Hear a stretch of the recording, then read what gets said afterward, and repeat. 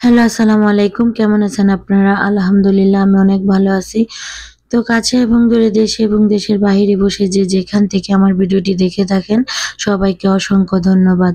আর যদি আমার ভিডিওর কোনো অংশ আপনাদের একটু হলেও ভালো লেগে থাকে প্লিজ একটি লাইক দিয়ে দিবেন এবং চ্যানেলটি সাবস্ক্রাইব করে দিবেন। তো আপনাদের মাঝে আজকে আরেকটি নতুন ভিডিও নিয়ে এসেছি। আর আজকের ভিডিওটি হচ্ছে নতুন বলতে পুরাই নতুন। দেখুন আমার এই যে দুষ্টু মিষ্টি পাখিটা কি অবস্থা করেছে। তো এই তো ঘুম থেকে উঠলাম। ঘুম থেকে উঠে যেহেতু ওর বাবা ডিউটিতে যাবে, তো ওর বাবার জন্য কিছু রুটি বানিয়েছিলাম। তো রুটি বানিয়ে তারপর আমরা সবাই মিলে নাস্তা করতেছিলাম। তো এর ফাঁকে ও এদিক দিয়ে এসে দেখেন কি অবস্থা করেছে। তো আমি ভেবেছিলাম যে আমরা সবাই মিলে খাওয়া-দাওয়া করে তারপর ওর বাবা যখন ডিউটিতে চলে যাবে, তখন আমি রান্নাঘরটা গুছিয়ে নেব।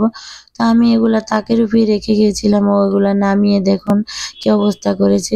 তো এসে ওকে দেখে হাসিও পাচ্ছিল আবার কান্নাও পাচ্ছিল যেহেতু আমার এগুলা পরিষ্কার করতে হবে। তো তারপরও ওর চেহারা দেখে আর ওকে মারতে আর মন চায়নি।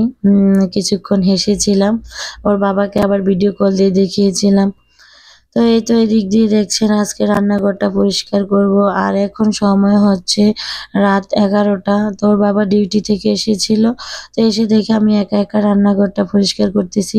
তো ওর বাবা আমার সাথে হেল্প করলো যেহেতু আমি একা এগুলা পারতেছিলাম না। আর রান্নাঘরটা এত নোংরা হয়েছিল তো পরিষ্কার করতে আমাদের অনেক কষ্ট হয়েছিল। তো ওখানে তাকের উপরে হারপিকটা দেখছিলেন তো সবাই ভাববেন তো যে টয়লেটের হারপিক প্লেট বাটির সাথে রেখে দিয়েছে। তো না এটা টয়লেটের হারপিক না, আমি রান্নাঘরটাই মাজার জন্য হারপিকটা আলাদাভাবে এনেছি। আর হারপিক দিয়ে মাজলে কি হয় যেহেতু বেশি তেল চিটচিটে পড়ে গেছে তো এইজন্য হারপিক দিয়ে আমি রান্নাঘরটা পরিষ্কার করেছিলাম।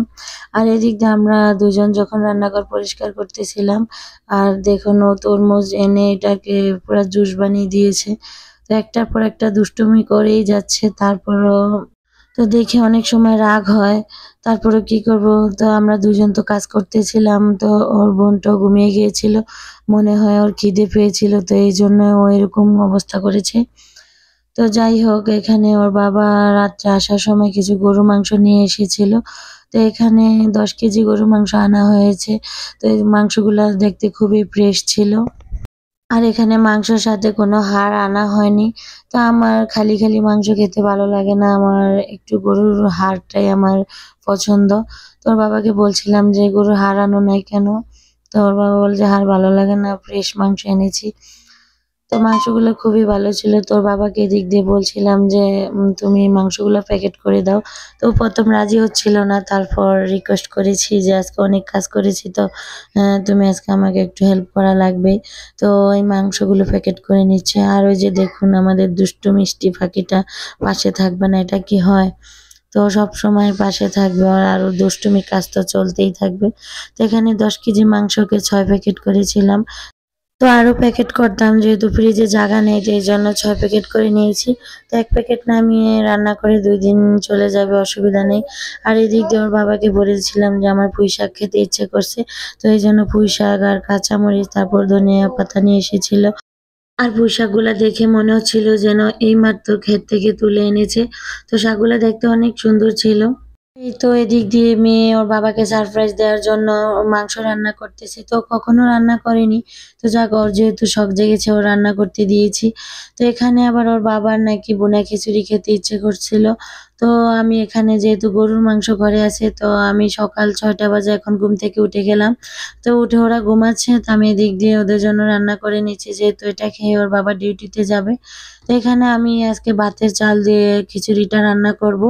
তো আমি চালটা ০.৫ ঘন্টা আগে পানিতে ভিজিয়ে রেখেছিলাম। তো এখন চালটা ছেঁকে নিয়েছি। আর ডালটাও ০.৫ ঘন্টা পানিতে ভিজিয়ে রেখেছিলাম। তো মাংসটাও ভালো করে ধুয়ে পরিষ্কার করে নিয়েছি। তো এখানে আজকে খিচুড়ির ভিতরে একটু মটরশুঁটি দেবো। তো যেহেতু এটা ঘরে ছিল তাই এজন্য খিচুড়ির ভিতরে দিয়ে ফেলবো। আর এখানে আমি পেঁয়াজ কুচি, টমেটো কুচি, কাঁচামরিচ কুচি সবকিছু রেডি করে নিয়েছি। তো সবকিছু রেডি করে নিলে কি হয় রান্নাটা করতেও সুবিধা হয় আর রান্নাটা তাড়াতাড়ি হয়ে যায়। আর হাসব্যান্ডের আবদার রাখতে এখন ভোর ৬টা বাজে ঘুম থেকে উঠে গেলাম। তো উঠেই তো এখানে খিচুড়িটা বসিয়ে দিলাম। তো এখানে আমি ১ম এ ফ্রাই প্যানে তেল দিয়ে দিয়েছি। তারপর এখানে পেঁয়াজ কুচি দিয়ে দেব। তো পেঁয়াজটা যখন বাদামি কালার হয়ে আসবে তখন এর ভিতরে 2 টেবিল চামচ আদা রসুন বাটা দিয়ে দেব। তো আদা রসুন বাটাটা কিছুক্ষণ ভালো করে কষিয়ে কাঁচা গন্ধটা গেলে এর ভিতরে আমি একটু পানি দিয়ে দেব। তো পানি দেওয়ার কারণ হচ্ছে যেন তলাতে না লেগে যায়। আর এই তো এখানে আমার আদা রসুন বাটা কষানো শেষ। তারপরে এর ভিতর দিয়ে দেব ১ চা চামচ ধনিয়ার গুঁড়া, ১ চা চামচ গরম মসলার গুঁড়া, ১ চা চামচ জিরের গুঁড়া, আর দিয়ে দেব ১ চা চামচ মরিচের গুঁড়া, ১ চা চামচ হলুদের গুঁড়া। তারপরে এর ভিতর দিয়ে দেব তারপরে এর ভিতর দিয়ে দেব আধা চামচ গোলমরিচের গুঁড়া। তো গোলমরিচের গুঁড়াটা দিয়ে তারপর মসলাটাকে ভালো করে কষিয়ে নেব। আর এই তো এখানে আমার মসলাটা কষানো শেষ। তারপর মসলাটাকে ভালো করে কষিয়ে এর ভিতর দিয়ে দেব গরুর মাংস। তারপর গরুর মাংসটাকে কিছুক্ষণ নেড়ে চেড়ে ভালো করে কষিয়ে এর ভিতর পানি দিয়ে রান্না করে নেব। আর এই তো এখানে আমার মাংসটা খুব সুন্দরভাবেই সিদ্ধ হয়ে গেছে। তো এখন চুলা থেকে মাংসটা নামিয়ে নেব। তারপর একটা ফ্রাই প্যান বসিয়ে দিলাম। এর ভিতরে আমি সরিষার তেল দিয়ে দিলাম। সরিষার তেল দেওয়ার কারণ হচ্ছে যে যেহেতু গরুর মাংস দিয়ে বোনা খিচুড়িটা রান্না করব, এতে সরিষার তেলটা দিলে অন্যরকম একটা ফ্লেভার আসবে আর খেতেও খুব টেস্ট হবে। আর এই তো বাদামি কালার হয়ে আসে, পেঁয়াজটা বাদামি কালার হয়ে আসলে আমি এর ভেতর আস্ত গরম মসলাগুলো দিয়ে দিব। তারপর দিয়ে দিব একটু ধনিয়া গুঁড়া আর জিরা গুঁড়া। তো সবগুলো মসলা কষিয়ে তারপরে এর ভিতরে দিয়ে দিব ডাল, আর ডালটা কিছুক্ষণ ভালো করে নেড়ে ছেড়ে একটু ভেজে নেব। তারপর ডালটা ভালো করে ভাজা হলে এর ভিতর আমি দিয়ে দেব চাল। তো চালগুলো দিয়ে তারপর কিছুক্ষণ চাল ডাল একসাথে মিশ্রণ করে ভালো করে ভেজে নেব তেলের ভিতরে।